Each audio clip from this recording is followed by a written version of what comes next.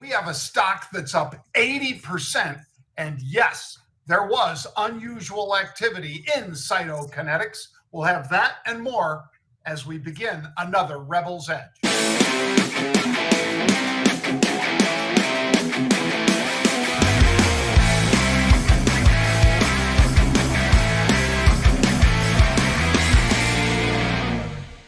Bang. Hey, it's always a good day, Mark, when you've got a stock that's up 80% after some unusual activity. We'll describe that one for you in just a bit, folks. But by the way, that guy over there, that's Marc LoPresti, not Pete wearing a wig. Pete is still down in the islands and allegedly hanging out with Raoul Paul, Mark. Yeah, I think that's more than a rumor at this point, John. Several news outlets have confirmed sightings. I don't know if it's them on the beach or what's going on. But yeah, Raoul is graciously hosting Brother Pete. I don't know when he's coming back. He may not want to come back after this wonderful birthday/holiday celebration. Yeah, well, if you and I could be down in Grand Cayman and Little Cayman, I'm sure we'd love it too. Because the reason I'm wearing this sweater, Mark, is it's cold up here in Chicago. But I'm heading back down very soon, even south of Grand Cayman, down into Puerto Rico, the continent of Puerto Rico. Looking forward to it. And Mark will be coming down there in about a month. So you'll get out of the cold for at least a bit, Mark. Yeah, it's sooner than that. I think that's like just under a month. That's right, to go to the Sequire conference. And I know that through your efforts, John, we helped our friend Chris that runs that terrific show secure some terrific speakers. Did our friend Bryn confirm that she's joining us down there as well? She did indeed, Mark. Nice. Bryn Talkington will be there. We'd already had Peter Schiff commit to being there and so forth. So we've got a pretty good crew lined up. Those are just a couple of them. We've got the man behind Liquid Death. That's one of those beverage companies that went from nothing to $5 billion in just a matter of a couple years, Mark. And you know what their motto is? Murder your thirst. Ooh. So that one came out of left field for sure. That was just came on the scene and took so much market share. But yeah, definitely looking forward to that. That's a great. You're speaking. I'm speaking. You're going to be doing some beginners options tutorials for folks that are options curious. So it's going to be a great show. So John, let's before I get told by our producer that we're taking too much time with our chatter, let's do the macro minute. Let's do it. I'm going to say, Mark, that tax loss harvesting, that can run right up until the final trade of 2023, folks. Used to be you had to have the stock settle. You don't need that anymore. You don't need to have some special deal to be able to get that tax loss and recognize it and match it against your gains so that you can take down your tax liability legally. But I think it creates a lot of opportunities, Mark, because some people that are looking to harvest those tax losses purchased a stock at $30 and now it's $15. They can recognize that $15 in loss, but they must hold and stay out of that position for 30 days. Otherwise, it's known as the wash sale rule, and they don't get to recognize it. But I think those create opportunities, Mark, and you and I are going to be looking for some of those into the final days of 2023.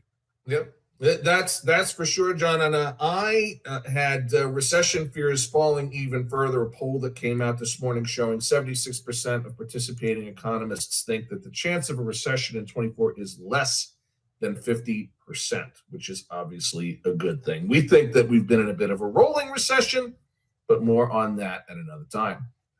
All right. Well, let's go to our favorite segment, Mark. Fantastic Futures. Fantastic Future. There it is. There it is. We need futures, man. I'm wondering if, Jared, if we can create a graphic of like a superhero that comes across the screen with a cape of some kind. That might have to be a 2024 thing, Mark. Yeah. It's not in the budget. It's not in the budget. Oh, well, we'll make Jared go buy some. We'll do it with claymation, Jared. What do you think? I'll get some tights. Well, fantastic futures, folks. The 10-year Treasury moved below 3.84% again.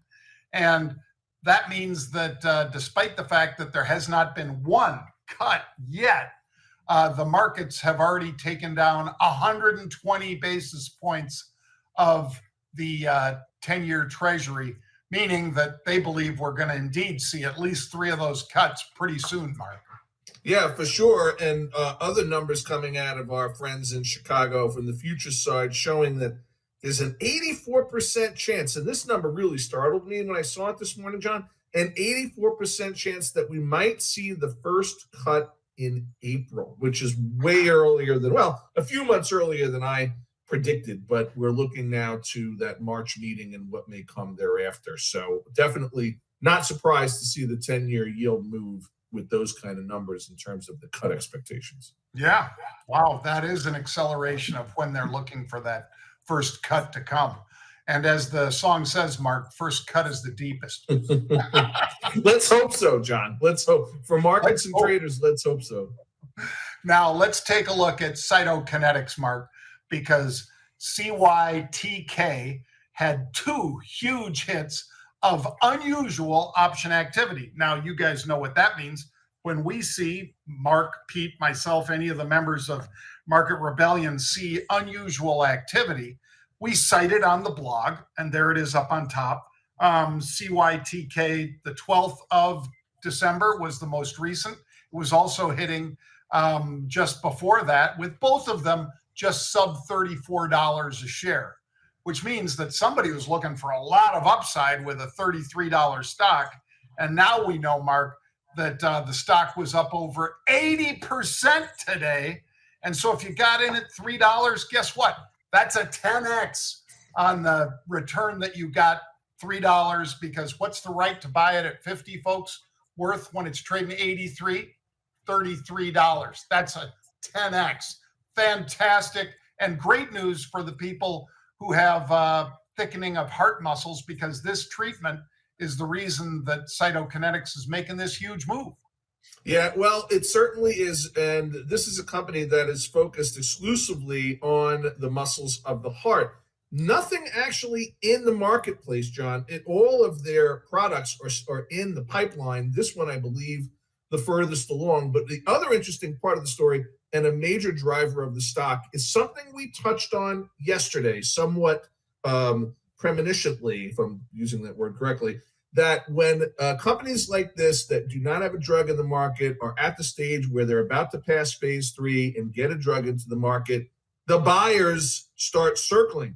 And what I'm hearing is that AstraZeneca and Novartis are both interested in buying this company at a valuation of around $3 billion, which would give the share price a $90 a share handle. So that's an important number, folks, because as much as this thing has run up, and congrats to all of our unusual subscribers that got in on this one, it may still have room to run. We talked about that M&A activity in life sciences on the show yesterday.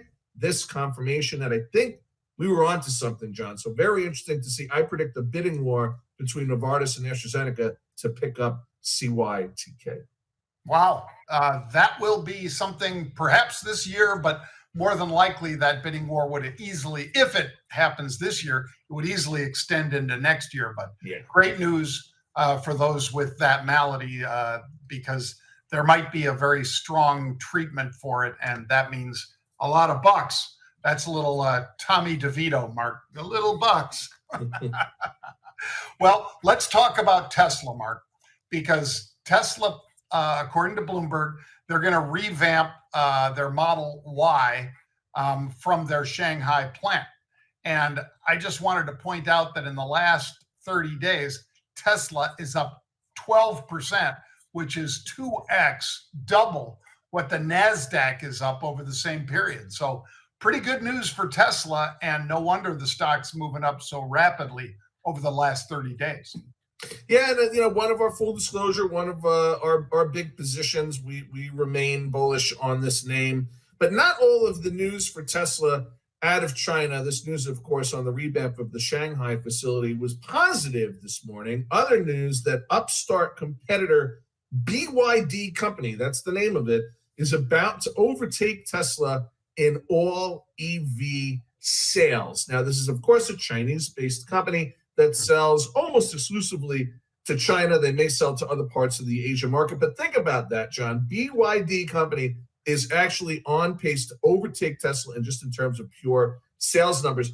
Curious to know how Elon feels about that one. I don't know how much the Chinese market is a focus for Tesla. The American market in and of itself provides so much fodder for continued growth of the company's sales and, of course, in the stock price. But a little bit of good and bad in terms of news out of China for Tesla bulls this morning. Yeah, and as it turns out, Warren Buffett and Charlie Munger were big early investors in BYD. I followed them into that trademark. I've been out of it for quite a while, but that was a shrewd buy by the Oracle of Omaha. And as you say, now they've overtaken, BYD has, Tesla in terms of sales within China, at least. All right, how about this one, Mark? CLSK. So this one is a Bitcoin miner, and you guys know that Mark and I, we have disclosed fully that we've represented HUT8, symbol HUT.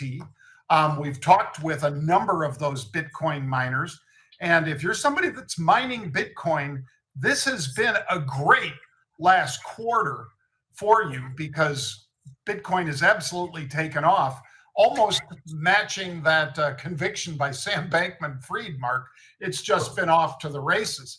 Traded up as high as 45,000 not too long ago. And if you're mining Bitcoin, every one of those you pull out of the ether, you get rewarded with something that's worth an awful lot more than it was worth 6 months ago. Yeah, for sure, John. And, I thought we were done with the drinking game to see if we could avoid mentioning SBF's name again in 2023, but I guess not. Very interesting news on this company. Of course, other of its mining brethren being buoyed, pulled up to the upside on this news. HUT8 among them. John, every time we've mentioned HUT, the stocks continued. It's up another 11% today, if you can believe it, at $17.35. That is an 11% move, just a little bit higher than 11% move. But yeah, a great time and maybe an indication that we have come out of that crypto winter. We will see. Yeah, well, HUT, Mark, is up from under $4. So I wish we would have plunked down more cash, but we do, as Mark and I have already disclosed, we do own some HUT shares. So the higher it goes, the better it is for us and for Janie Leverton, who got to ring the bell at the NASDAQ a couple weeks ago. She's the CEO over there at HUT, folks. All right. Mark insisted that we speak about Apple here, folks. And he was once again prescient with his call to speak about Apple, because many of you know there was a U.S. sales ban on their smartwatches due to a patent dispute with Massimo Corporation. Well, just before we came on air, it turns out that an appeals court has put a stay. Is that the legal term, Mark?